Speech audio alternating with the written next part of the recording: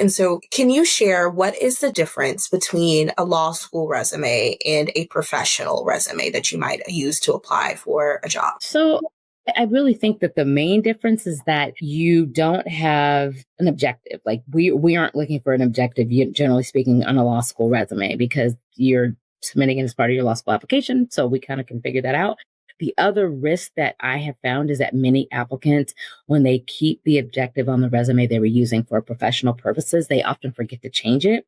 And so it says things like looking for a great opportunity with a Fortune 500 company, or I am a competitive, blah, blah, blah, for, companies that do X, Y, Z. And it's like, we're law school. And so again, just removing that would at least eliminate this idea that you're not paying attention to details and not following directions. I think the other thing is that, remembering that it's for educational purposes. And so you should start with your education. I often have candidates who are a little more seasoned, maybe, 4 or 5, 20 years out, and they want to start with work experience. And that works for a professional resume. But again, you're applying to an educational program. So start with your education because that's what we're going to look for first. The other thing that I think is important that may differ in some spaces is that for law school purposes, in an admissions world, we are really looking to see, for example, like how many hours per week you might have been working in undergrad.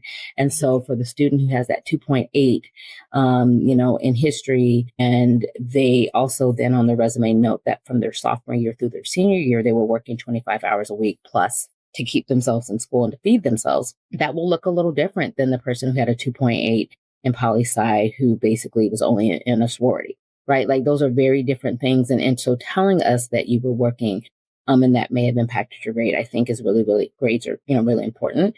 And the last thing is that I do think that there are a number of us that actually love to see kind of like the hobbies and extracurriculars.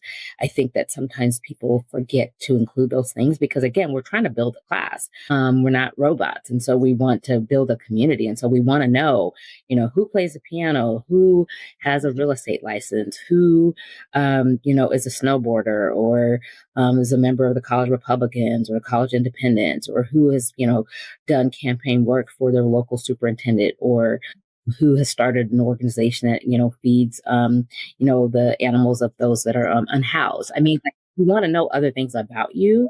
And I think that's a really good way to kind of include these extracurricular